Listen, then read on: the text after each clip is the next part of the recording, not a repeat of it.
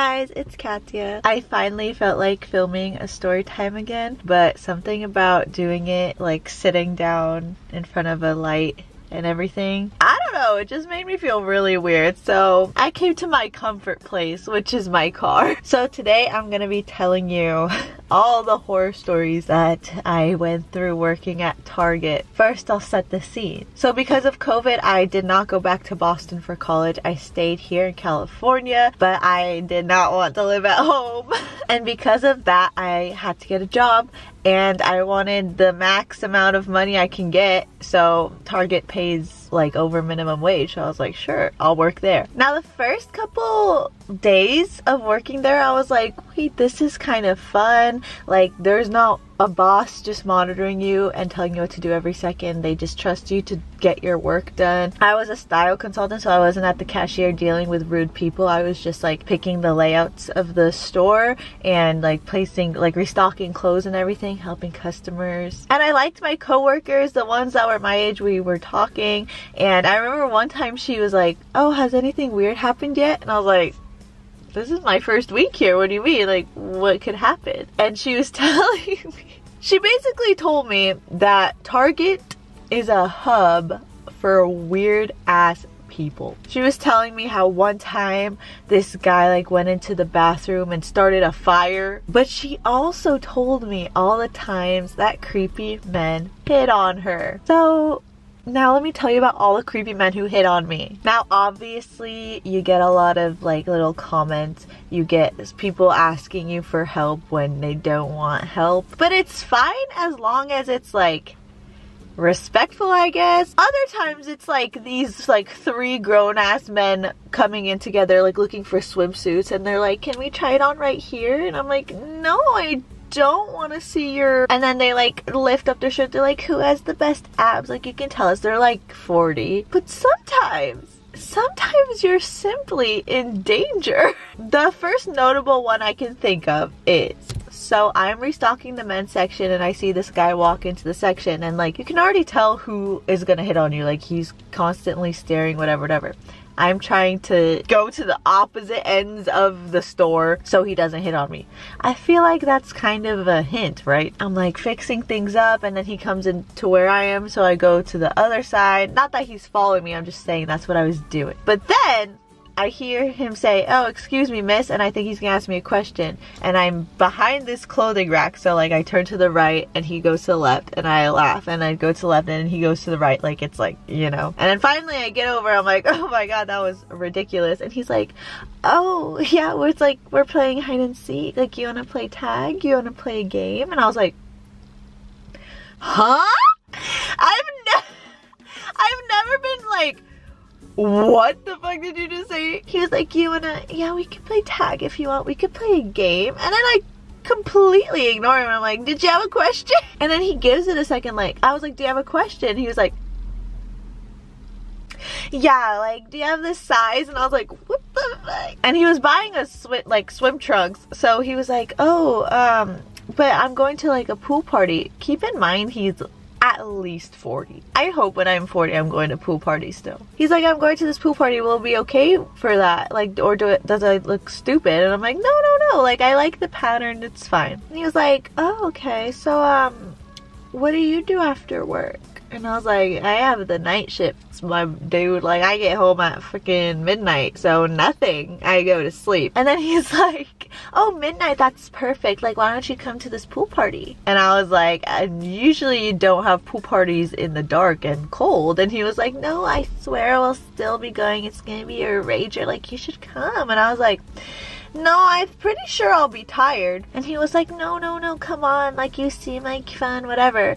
And I was like, no, I'm good, like, it's okay. He's like, take my number just in case you want to come. I was like, I'm just okay, I'm so fine. And he was like, oh, I understand, like, you have a boyfriend, don't you? And I was like, sure, yes I do. He was like, oh, is it a boyfriend or just like a boy you're seeing? And I'm like, no, we're in the talking stage. It's getting kind of serious though. I don't want to mess it up. Like, talking out of my asshole. At that point in life, I simply didn't even The closest thing to feelings for a man I had at the time was for Harry Styles. And he's like, are you sure? Like, that means you're not officially dating, like you can still come. And I was like, oh, I just don't want to jeopardize it, you know? He's like, yeah, no, I get it. Like, guys get so jealous. No, I get it. And he's like, okay, well, have a good day, I guess. And then he leaves. And I'm like, the fact that, like, he doesn't respect me saying no, of course. It's only when he respects another guy's property that he leaves. The second notable time a creepy man hit on me, I swear on everything I own, he was at least 70 years old. I also had my hair in 2 little braids, so I already look 17 years old. I probably looked 15, and I think that was the appeal. So I'm sorting the section and this 70-year-old man comes up to me, and of course I'm not thinking, oh, he's gonna hit on me. I'm folding clothes and he comes and he keeps asking me questions like, oh, do you have this kind of sweater, whatever, and I'm showing him and I'm making casual conversation, and he's like, we've lived here long. We're talking about how lucky we are to live in California, how the weather's so nice. I was like, this is just such a nice old man. And then that day there was like an insane sunset. So I was like, yeah, we're so lucky. Did you see that sunset today when we drove in? He's like, oh yeah, oh my god, sunsets are my favorite. I love sunsets. You love sunsets? I'm like, who doesn't love a good sunset? And then he says, no, I always go and I take sunset pictures on my phone. Like, do you want to see? And I'm like, sure, I'll see your sunset pictures right now. And he's like, no, after work at my house.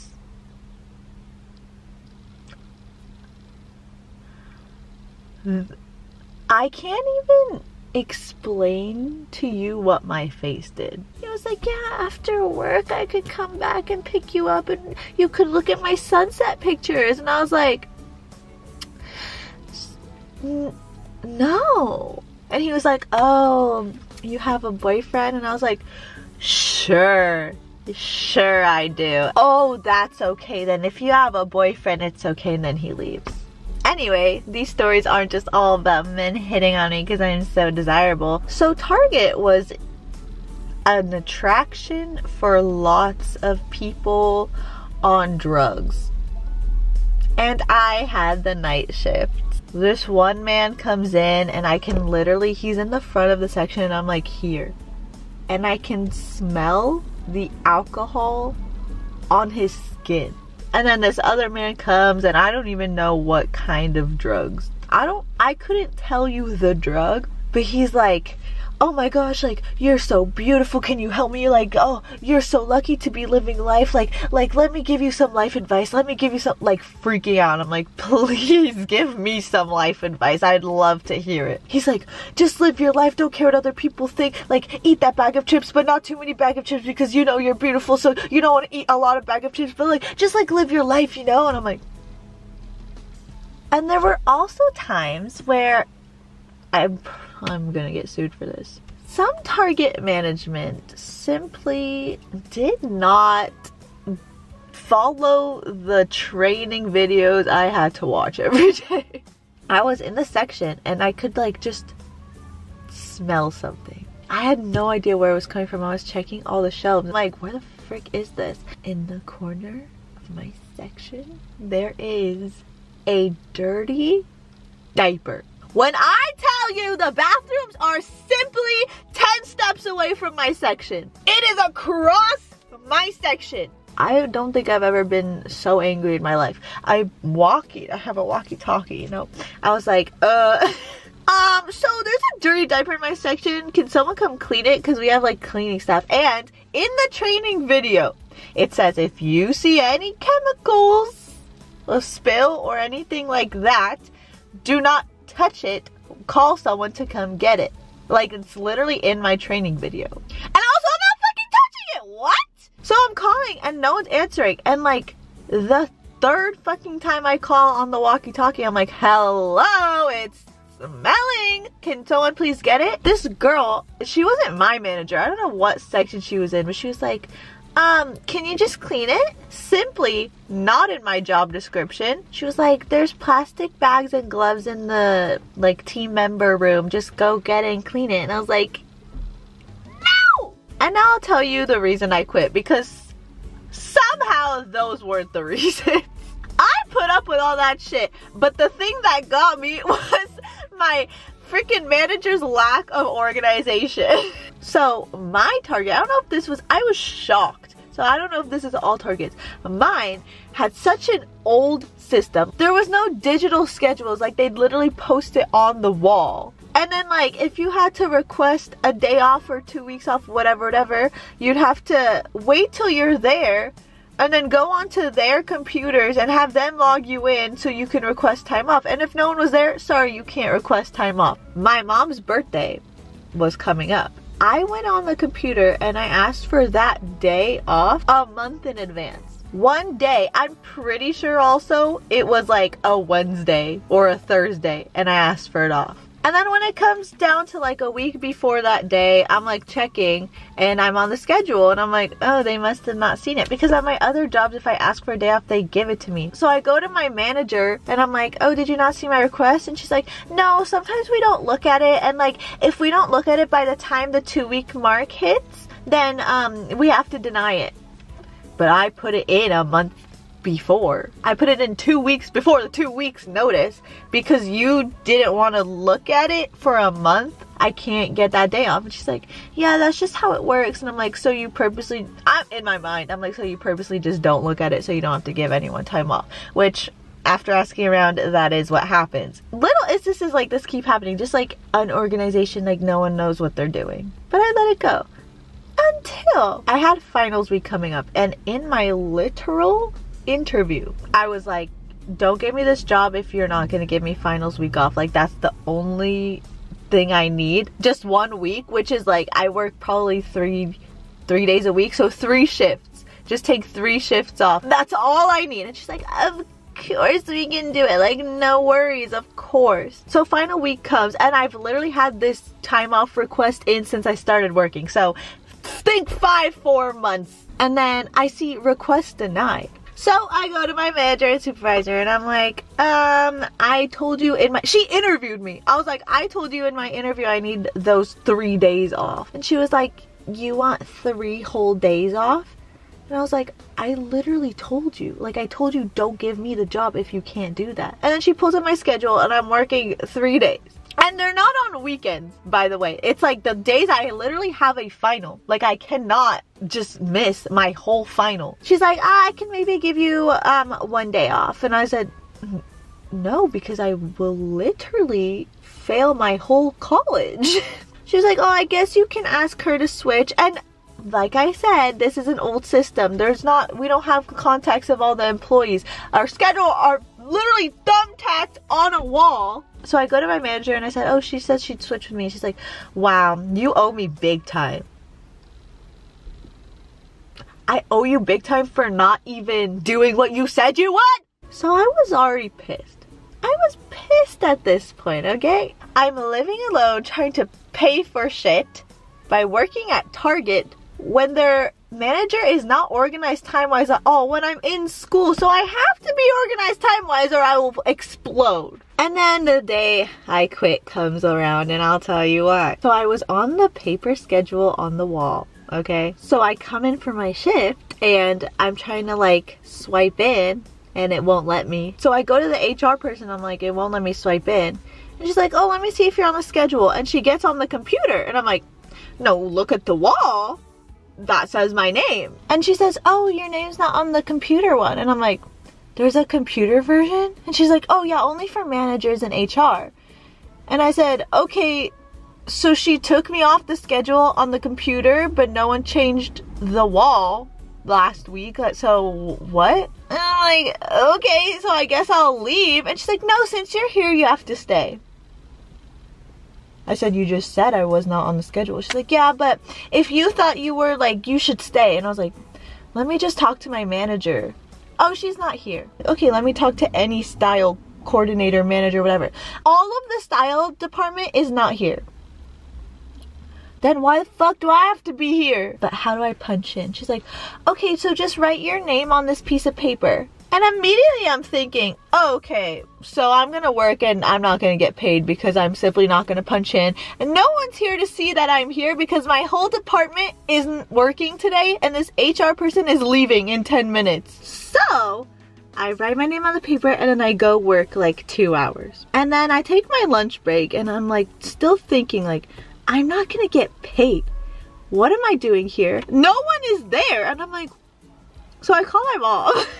Cause I don't know if I'm being, I don't know. This has never happened to me. She was like, no, you're definitely not getting paid. There's no way. So do I just leave? Or do I quit? She was like, you know what, honestly, you can quit. So I look up how to quit without telling your manager because, you know, not one person in my department was there. And I know 2 weeks courtesy. Like, yes, I know. But the 2 weeks were my finals week that she wouldn't let me take off. So I find out on Reddit that there's this button on your account that you can click resign. And at the time I was planning to do 2 weeks. So I went and it said resign and it said choose your date. And I was like, okay, it's gonna be like a 2 week ahead. But it said today. So I was like, and I put resign and I got my stuff and I just walked out of the Target. You know why? Because there weren't any workers there. I go up to my room. This is the story of my life, by the way. Go up to my room, taking off all my like jeans and uniform, whatever, realize I literally took the walkie-talkie with me. I have a walkie-talkie in my freaking room after I quit the day of without a 2 weeks notice, without anyone knowing. It's not like I can go back there. Yeah, overall experience, I really loved the job, but I hated the management and the time, whatever. Anyways, that was my Target horror stories. Please don't sue me. This is all alleged, Target. I swear. More stories to come. Y'all thought I was done? No, my life keeps getting worse. Bye!